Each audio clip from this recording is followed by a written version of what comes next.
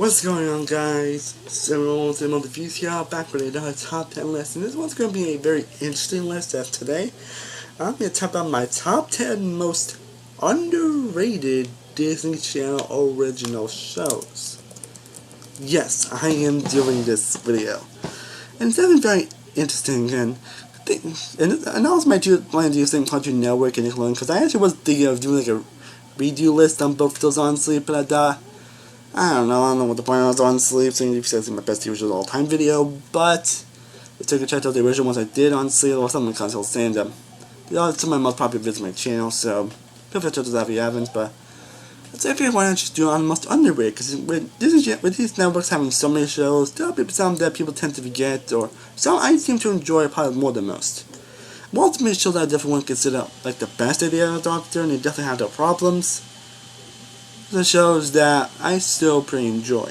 The shows that is something that I do pretty enjoy. And they have their issues and might be shows that you wouldn't expect me to enjoy. But I think I just list, and I do hope you enjoy this list. Let me know what is your most underrated channel show down in the competition down below. So, and I'll be in the bush. Let's get started. And kind of similar to that few shows, I've been turning these on to really any particular order. So the first one I will be discussing, and possibly could be the most underrated, honestly, because I don't think I ever top of this show anymore, and that is Zeke and Luther. And this show is actually part of the reason I'm actually doing this video. This shows the reason, because I look at this and I was like, oh yeah, Zeke and Luther, I remember that show. But a lot of people tend to not top on it anymore, and that's the case with a lot of these shows on the list. Honestly, so I am including it here. So I guess show is based about two skateboarders named Zeke and Luther, obviously. As it shows shenanigans involving skateboard, a lot of people like Kojo, who's played by Louis Lee, who most known for Cookie and Classified, and it's like, oh yeah, along dealing with Zeke's evil love's just a ginger, and a lot of people in their lives just go to involving skating and shenanigans they get into. And it's kind of a typical type of show that you would expect, honestly. But I think what definitely makes the show work is definitely the acting and the characters. That definitely makes the show so great, because the stories aren't really the most exciting, honestly. It's kind of what you normally expect out of a show, honestly. And even some of them are pretty interesting, but some think, hey, you can't expect a show like this to do, but it's just going skating. But it's definitely the characters that makes it so much, especially the actor plays Luther, and Hicks, who's now actually a pretty talented rapper, actually, honestly. He's actually pretty talented, especially his rapping. You really do feel the bond friendship between Zeke and Luther. Don't do a lot of the mean-spirited stuff that you normally would expect from Disney Channel to do, which has always been one of the biggest issues, is too much mean-spirited humor. You tell these two feel like real friends. You tell these two feel like real people. And Kojo is definitely something that you kind of would actually meet in real life, and how he acts as a lazy man, and in terms of wanting to show off, and basically he's always acted like, especially from Classified, and it was good to see him do something else on that show after that show. And even the sister character, you kind of always get that like evil love sister character in a lot of these shows. She was actually pretty fun, and she definitely has a lot of seasons in the show. I mean, you even get some great supporting characters here, while some that can feel very stereotypical. There's characters that are still pretty fun, and it's really the performances that bring them to life. Showing them is actually a lot more funny than I actually remember it to be honest. It's like, wow, look at how hilarious I've gotten this episode. Again, I don't think people talk about this show much anymore. I don't know if I'll probably consider on my top 10 best shows honestly, the more I think about it.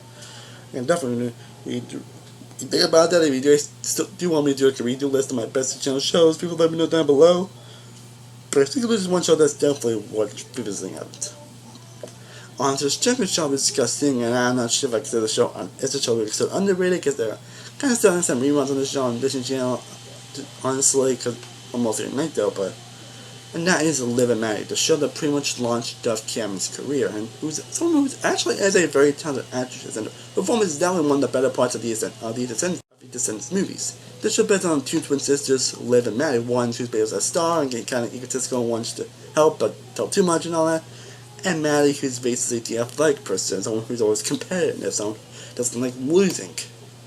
And it basically says on Liv, it basically returns from the show trying to adjust to everyone's lives, and a lot of the stories that you normally would expect for the show, again, kind of similar to Zeke and Luther. It's really the cast and the characters made it so good. You get a lot of the typical characters that you expect, especially from the parents.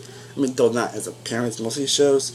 show isn't sure. I do like to show how it does try to turn interesting aspects. And it does do pretty well, especially one thing involving a love triangle between characters. I think it was handled pretty well actually.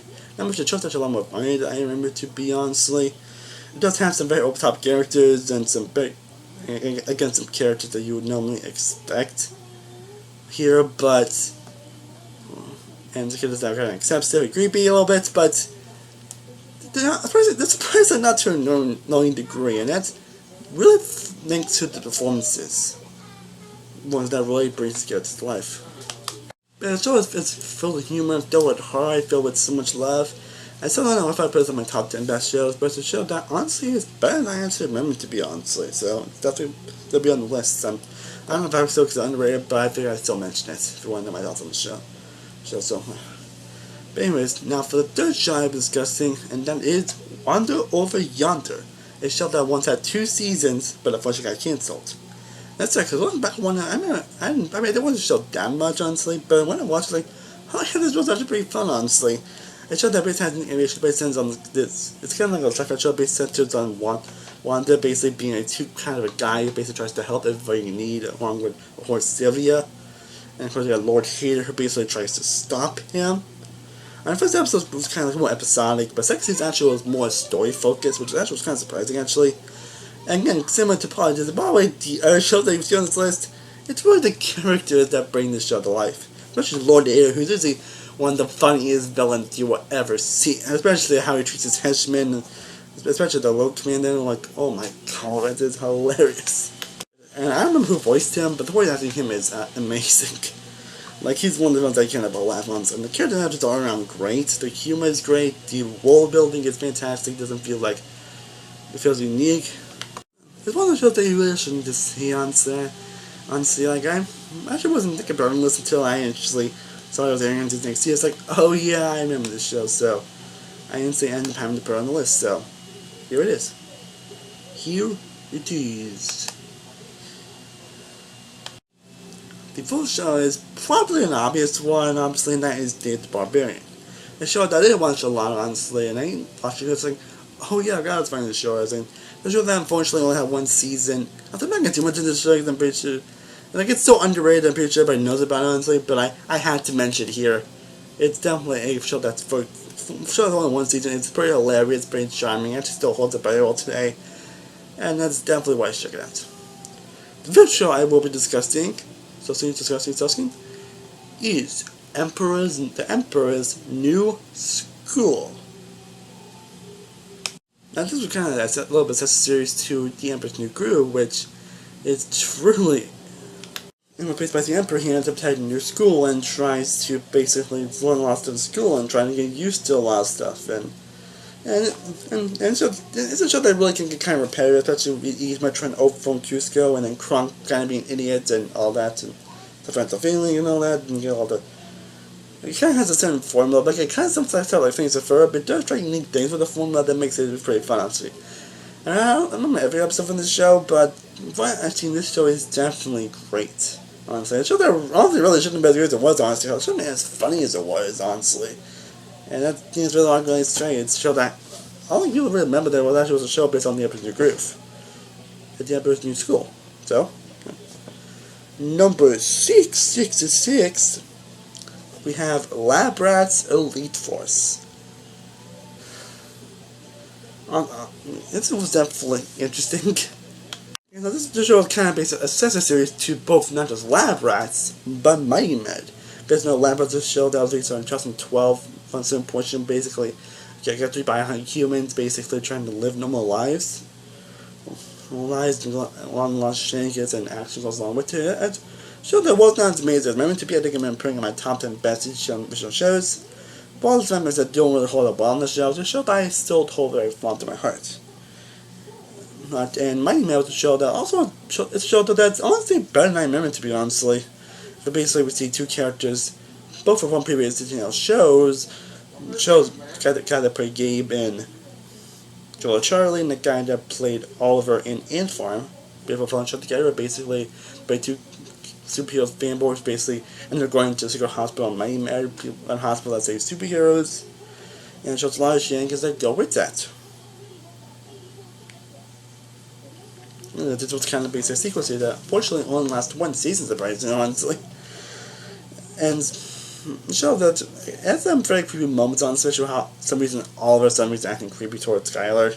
Like that really put me off, but it's still different mean spirited humor isn't really like too mean spirited. You do see a lot of like heartwarming and charming moments between these characters that do make the show still very fun. It's fortunate that we don't get like moments that we want to, and the show does have some very weird time scales where for some reason this moment already happened and this moment's like already really. But it's a show that again thanks to its cast, the show is still fun honestly. And really fortunate it only lasted one season because I didn't see what was going on. I was kind of curious to see what else was going to happen next honestly. I don't know if the show won't get better or worse, but unfortunately we'll never know. Number 7 is definitely surprising that I mentioned the show in the previous video, and that is Pair of Kings.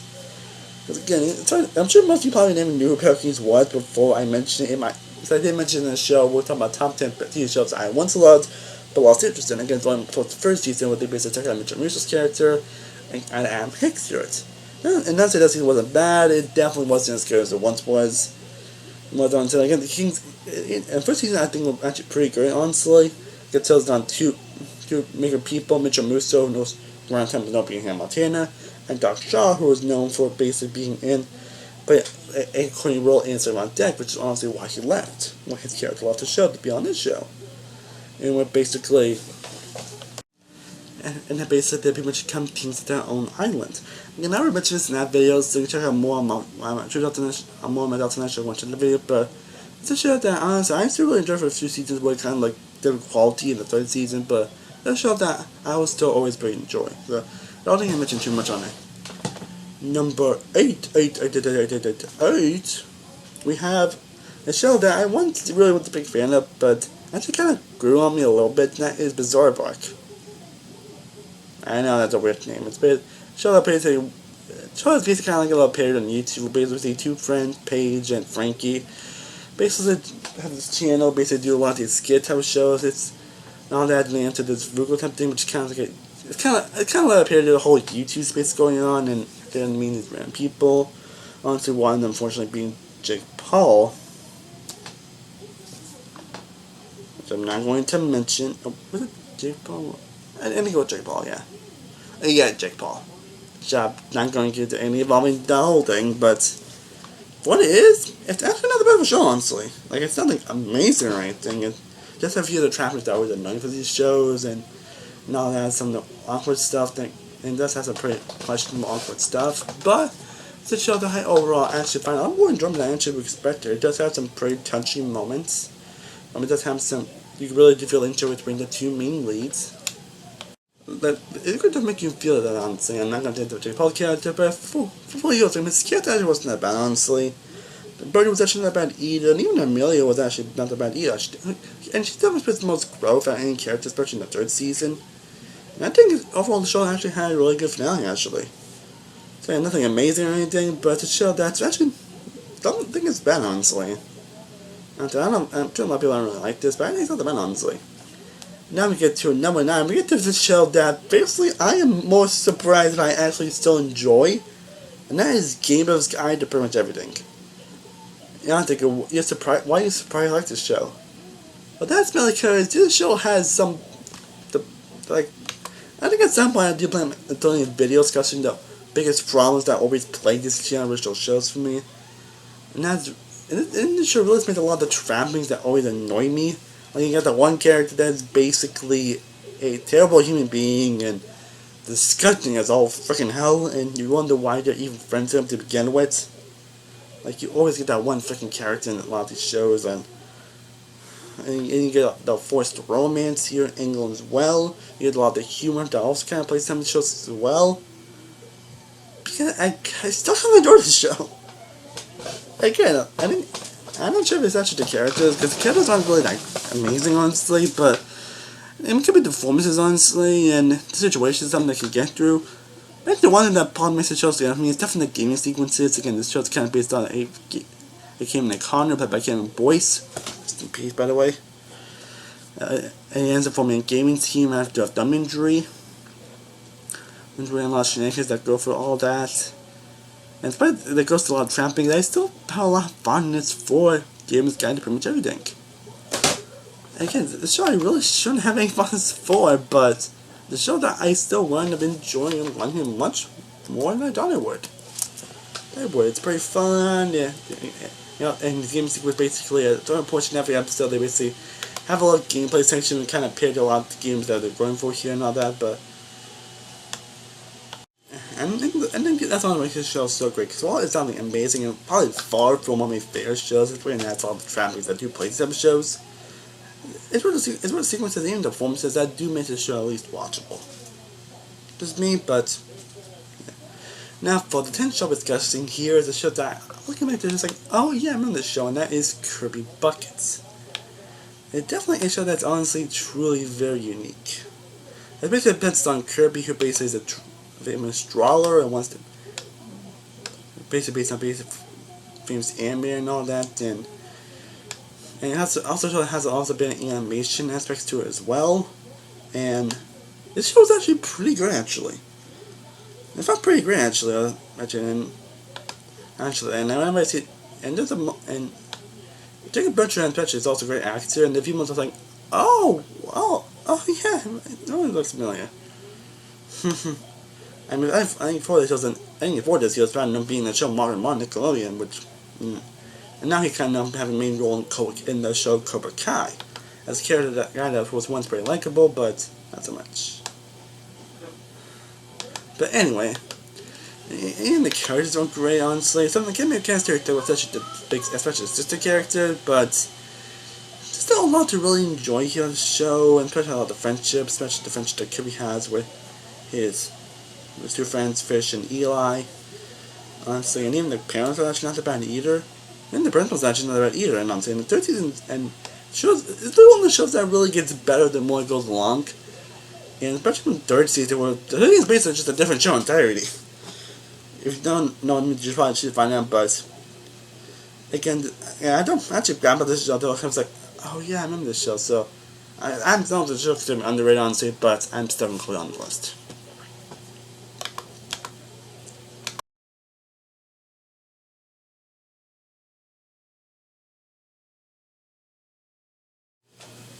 Well guys, I hope you discussed my 10 most underrated Disney Channel shows. I would love to know in the comment section below, what Disney Channel shows do you love the most? What the shows do you think are underrated and more people should check out? And also, what are your favorite Disney Channel shows in general? I would love to know down in the comment section down below. And some that I'm bored, I will be doing the same on Nickelodeon and Cartoon Network on the road, so be on the those coming very soon. As always, thank you so much for watching. I truly honestly appreciate it. If you're haven't, be sure to like this video, be sure to share and subscribe, be sure to follow all my social media sites on the description down below. I am Samuel World from Samuel World Reviews. I'll see you next time. As always, stay cooler, but peace.